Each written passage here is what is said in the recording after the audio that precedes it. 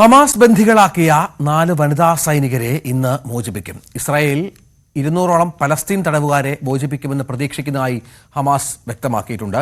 വെടിനിർത്തൽ കരാറിൽ വ്യവസ്ഥ ചെയ്തിട്ടുള്ള അനുസരിച്ച് ജീവപര്യന്തം ശിക്ഷ അനുഭവിക്കുന്ന 120 തടവുകാരെയും മറ്റ് 80 തടവുകാരെയും മോചിപ്പിക്കുമെന്നാണ് കരുതുന്നത്.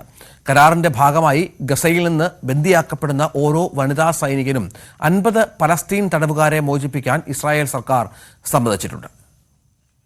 മനു ഭാരത് ഏറ്റവും പുതിയ വിവരങ്ങളുമായി ചേരും. മനു, ബന്ദികളുടെ മോചനം നടക്കുന്നുണ്ട്. കഴിഞ്ഞ കുറേ ദിവസങ്ങളായി വെടിനിർത്തൽ ആ മേഖലയിലുണ്ട്. എങ്ങനെയുണ്ട്? സമാധാനപൂർണ്ണമാണോ കാര്യങ്ങൾ? ഈ കരാറുകൾ അനുസരിച്ചുള്ള കാര്യങ്ങൾ സംഭവിക്കുന്നുണ്ടോ?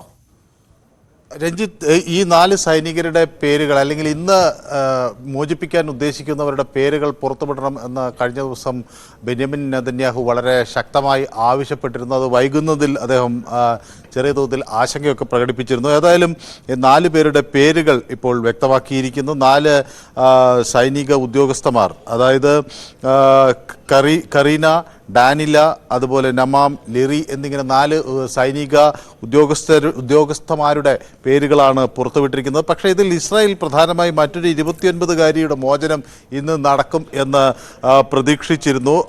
ഈ യഹൂദ് എന്ന ഈ 29കാരിയെ കിബുട്സ് നീറിൽ നിന്നാണ് നേരത്തെ പലസ്തീനികൾ പിടിച്ചുകൊണ്ടുപോയത്, അല്ലെങ്കിൽ ഹമാസ് പിടിച്ചുകൊണ്ടുപോയത്. അപ്പോൾ സ്വാഭാവികമായും അവരുടെ മോചനം ഇന്ന് ഉണ്ടാകും എന്ന് ഹമാസ് പറയും എന്നായിരുന്നു ഇസ്രായേൽ പ്രഖ്യാപിച്ചിരുന്നത്. ഏതായാലും അടുത്ത ഘട്ടത്തിൽ അത് ഉണ്ടാകണം എന്നൊരാവശ്യം ഇസ്രായേൽ മുന്നോട്ട് വയ്ക്കുന്നത്. ഏതായാലും ഇതിൽ കരാർ അനുസരിച്ച് ബന്ദികളുടെ മോചനം നടക്കുന്നത് വലിയൊരു ശുഭ സൂചന ആണ് നൽകുന്നത്. കാരണം ഘട്ടഘട്ടമായി ഈ പ്രദേശത്ത് സമാധാനം എന്ന ഒരു അജണ്ടയാണ് മുന്നിലുള്ളത്.